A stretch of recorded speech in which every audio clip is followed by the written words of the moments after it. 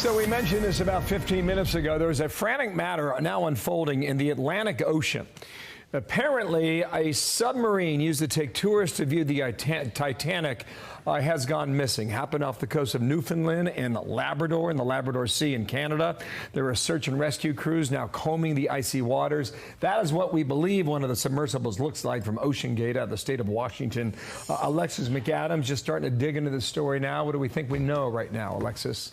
Hey, Bill, yeah, this all breaking, as you mentioned, just about 20 minutes ago or so. And just in the past few minutes, we just talked to the Boston Coast Guard, who says they're heading up the U.S. team for this ongoing search. So at this time, it's not clear how many people, if any, were on board at the time the sub went missing. The Coast Guard does confirm there is an ongoing and very active search for the Titanic tourist submarine.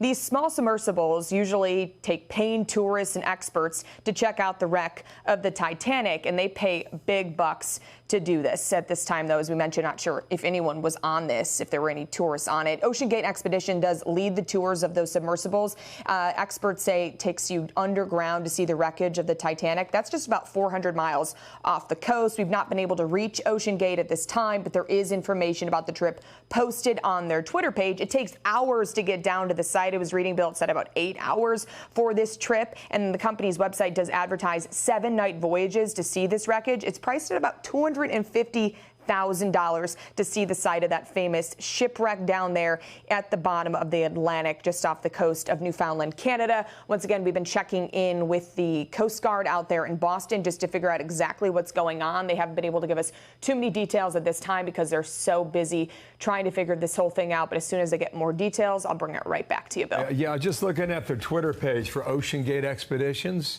they use Starlink, which is Elon Musk's company, to provide the communications that are required. That's right. Yeah, they had some information about Starlink on there, so we're going to reach out to that as well and see what we can get. But definitely a scary situation for these people and this company to try to give some of these answers. And the Coast Guard public, out of Boston is now responding, Alexis. So stay on it. We'll keep our eyes and ears open and hope for the best on this. Thank you, Alexis, here in New York. Dana. I'm Steve Ducey. I'm Brian Kilmeade. And I'm Ainsley Earhart. And click here to subscribe to the Fox News YouTube page to catch our hottest interviews and most compelling analysis.